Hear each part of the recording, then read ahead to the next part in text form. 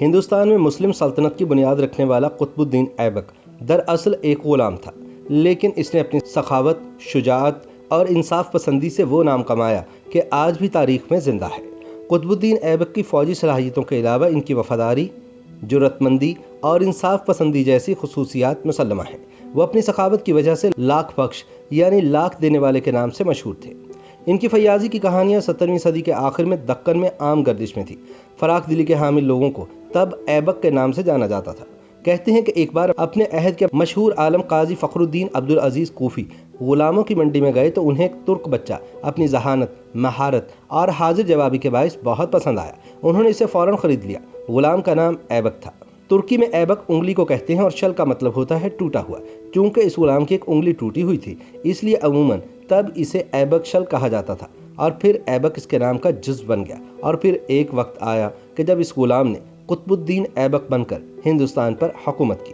دہلی کی قوت الاسلام مسجد اور قطب مینار اس کی بنوائی ہوئی یادگاریں ہیں۔ کہتے ہیں کہ قاضی فخر الدین عبدالعزیز کوفی کی موت کے بعد ان کے فرزندوں نے ایبک کو پھر سے ایک تاجر کے ہاتھ فروخت کر دیا تھا، جو انہیں غزنہ کے بازار میں لے آیا، جہاں سے سلطان محمود غوری نے انہیں خرید لیا۔ ایک روز جب سلطان معز الدین شہاب الدین غوری افغانستان کے شہر اور اپنے دارالحکومت غزنی میں لوگوں کو انعام سے نواز رہے تھے تو ایک غلام ایسا تھا جس نے دربار سے نکل کر اپنا سارا انعام اپنے سے کم حیثیت ترکوں، پردہ داروں، فراشوں، غلاموں اور دیگر کارپردازوں کو بخش دیا۔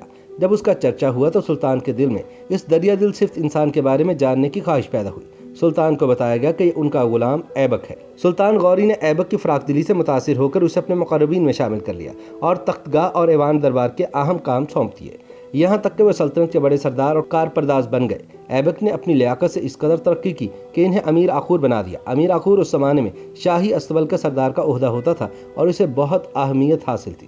بعد ازاں قطب الدین ایبک وہ مسلم حکمران بنا جس نے ہندوستان میں ایک ایسی سلطنت کی بنیاد ڈالی جس پر مسلم حکمران آنے والے 600 سال تک یعنی 1857 کے غدر تک حکومت کرتے رہے۔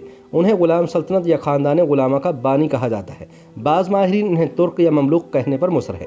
یہ بھی کہا جاتا ہے کہ جب محمد غوری سے کسی نے پوچھا کہ آپ کی تو کوئی اولاد زندہ نہیں ہے جس سے آپ کو آنے والے زمانے میں یاد رکھا جائے گا، تو انہوں نے کہا کہ میرے پاس بہت ساری اولاد نرینہ ہیں اور وہ میرے نام کو باقی رکھنے کے لیے کافی ہیں۔ مورخین بتاتے ہیں کہ ان کا اشارہ ان کے مخصوص غلاموں کی جانب تھا، جن میں یلدوز، ایبک اور قباچہ شامل تھے۔ غوری نے ان میں آپس میں رشتہ داریاں بھی قائم کروائی تھیں اور یلدوز کی ایک بیٹی کی شادی ایبک سے کروائی تھی، جبکہ ایک بیٹی کی شادی قباچہ سے کروائی تھی، تاکہ ان میں گہرا تعلق قائم ہو اور وہ رشتہ داری کے تحت ایک دوسرے کی مخالفت کی بجائے ایک دوسرے کی معاونت کریں۔ Oxford centre for Islamic studies میں ساؤتھ ایشین اسلام کے پروفیسر معین احمد نظامی کا کہنا ہے کہ قطب الدین ایبک کا عروج تیزی سے ہوا اور انہوں نے اپنی ذہانت اور قابلیت کی بدولت معز الدین کی توجہ جلد ہی اپنی طرف مبذول کر لی۔ ایبک کو پہلے ہی امیر اخور بنایا جا چکا تھا، لیکن جب محمد غوری نے ہندوستان کی جانب اپنی مہمات کا آغاز کیا تو ایبک نے ترائن کی دوسری جنگ میں اپنی جنگی صلاحیت کا مظاہرہ کیا، جس کی وجہ سے سلطان غوری کو فتح نصیب ہوئی اور انہیں دو اہم فوجی عہدوں قہرام اور سمانہ کا کماندار بنایا گیا۔ ترائن کی پہلی جنگ میں تو محمد غوری کو شکست ہوئی تھی، لیکن دوسری جنگ کئی لحاظ سے فیصلہ کن رہی۔ کہا جاتا ہے کہ اس میں چہامن یعنی راجپوت راجا پرتھوی راج چوہان کو شکست ہوئی۔ پہلی شکست کے ایک سال بعد غوری 1 لاکھ سے زیادہ افغان، تاجک اور ترکوں پر مبنی بڑی فوج کے ساتھ ملتان اور لاہور کے راستے ترائن پہنچا، جہاں پرتھوی راج کی 3 لاکھ گھڑ سواروں اور 3000 ہاتھیوں پر مشتمل فوج نے اس کا راستہ روکا۔ شدید جنگ ہوئی۔ 4 جگہ مختلف سپہ سالاروں کی قیادت میں تعینات فوج نے پرتھوی راج کی فوج کو چاروں طرف سے گھیر لیا۔ جان بچانے کے لیے پرتھوی راج چوہان اپنے ہاتھی سے اتر کر گھوڑے پر سوار ہوا اور میدان جنگ سے راہ فرار اختیار کی۔ اس جنگ سے برِ صغیر میں ایبک کے سیاسی کیریئر کا آغاز ہوا اور بالآخر وہ سن 1206 میں معز الدین غوری کی موت کے بعد دہلی کے تخت تک جا پہنچے۔ تاریخ دانوں کا متفقہ طور پر کہنا ہے کہ سلطان معز الدین محمد غوری کے اچانک مارے جانے کی وجہ سے وہ کسی کو اپنا جانشین مقرر نہیں کر سکے تھے، چنانچہ ان کی زندگی میں ان کا جو غلام جہاں جس اعلیٰ عہدے پر فائز تھا وہ وہاں کا حاکم بن بیٹھا، لیکن ایبک اپنی فراست اور سیاسی حکمت عملی کو استعمال کرتے ہوئے اصل جانشین کا عہدہ حاصل کرنے میں کامیاب ہو گئے۔ انتقال کے بعد غوری کے 3 جانشینوں دہلی کے حاکم قطب الدین ایبک، ملتان کے حاکم ناصر الدین قباچہ اور غزنی کے حاکم تاج الدین یلدوز کے درمیان اقتدار کے لیے مقابلہ شروع ہو گیا۔ ان کا ایک چوتھا غلام بختیار خلجی تھا جو کہ اس رسہ کشی میں شامل نہیں ہوا اور وہ بہار اور بنگال کی طرف چلا گیا اور خود کو وہاں کا فرمانروا بنا دیا۔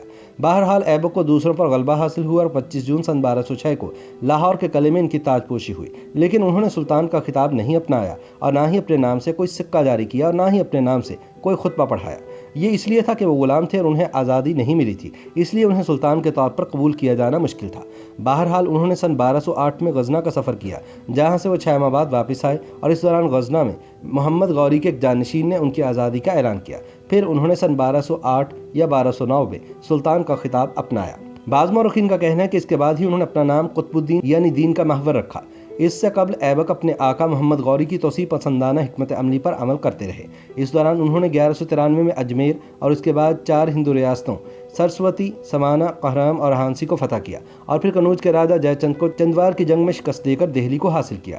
1 سال کے اندر ہی محمد غوری کا تسلط راجستھان سے لے کر گنگا جمنا کے دوآبے کے علاقوں تک تھا۔ ایبک عہد وسطیٰ کے دوسرے کسی بھی مسلم حکمران کی طرح فن تعمیر میں شوق رکھتے تھے، چنانچہ انڈیا میں غوری حکومت کی کامیابیوں کی یادگار کے طور پر انہوں نے دہلی میں سن 1199 میں ایک مینار کی تعمیر شروع کروائی۔ اس طرح کے مینار غزنی میں بھی ہیں، اور غور صوبے میں دریائے ہاری کے کنارے جام مینار اس سے قبل تعمیر کیے جا چکے تھے۔ قطب مینار کے ساتھ قوت الاسلام مسجد کی بھی بنیاد انہوں نے ڈالی، جبکہ اجمیر کی فتح کے بعد انہوں نے مسجد تعمیر کروائی، جسے 2.5 دن کا جھونپڑا کہا جاتا ہے۔ دراصل اسے جلدی 2.5 دن میں کھڑا کیا گیا تھا، لیکن پھر اس پر موجودہ افغانستان کے ہرات سے تعلق رکھنے والے اول معمار ابو بکر نے مسجد کا نقشہ ڈیزائن تیار کیا، اور یہ مسجد سن 1199 میں بن کر تیار ہوئی، جسے ہند اسلامی طرز تعمیر کا پہلا شاہکار کہا جاتا ہے۔ اسی طرح قطب الدین ایبک نے قطب مینار کی بنیاد ڈالی، جسے ان کے بعد شمس الدین التمش کے زمانے میں مکمل کیا جا سکا۔ یہ اینٹ سے تعمیر دنیا کا سب سے بلند مینار ہے، جس کی 5 منزلیں ہیں اور ان پر آیات قرآن خواندہ ہیں۔ اس کے ساتھ ہی ایبک نے قوت الاسلام مسجد کی بنیاد ڈالی، جس کی باقیات آج بھی قطب مینار کے ساتھ دیکھی جا سکتی ہیں۔ سن 1208 یا 9 میں سلطان بننے کے بعد ایبک کا زیادہ تر وقت لاہور میں گزرا۔ موسم برسات کے بعد گلابی جاڑے کی آمد کے وقت نومبر میں ایک روز وہ اپنے بہادر جنگجو اور سپہ سالاروں کے ساتھ چوگان یعنی پولو کا کھیل کھیل رہے تھے کہ گھوڑے کی زین ٹوٹ گئی اور وہ زمین پر آ گرے۔ زین کے سامنے اوپر اٹھا ہوا نیزہ قطب الدین ایبک کے سینے میں پیوست ہو گیا، اور یوں ان کی موت واقع ہو گئی۔ ایبک کو لاہور میں ہی دفن کیا گیا۔ زمانے کے تغیر کے ساتھ آج بھی ان کا مقبرہ لاہور کے علاقے انارکلی میں موجود ہے۔ YouTube پر گوگلی نیوز دیکھنے کے لیے youtube.com کی سرچ بار میں googly news T V type کریں۔ گوگلی نیوز کے پیج پر سرخ رنگ کے سبسکرپشن والے بٹن پر کلک کرنا نہ بھولیے۔ YouTube پیج پر اپلوڈ ہونے والی ویڈیوز سے باخبر رہنے کے لیے بیل آئیکن پر کلک کیجیے۔ آپ کو ہر نئی ویڈیو کے بارے میں نوٹیفیکیشن موصول ہو جائے گا۔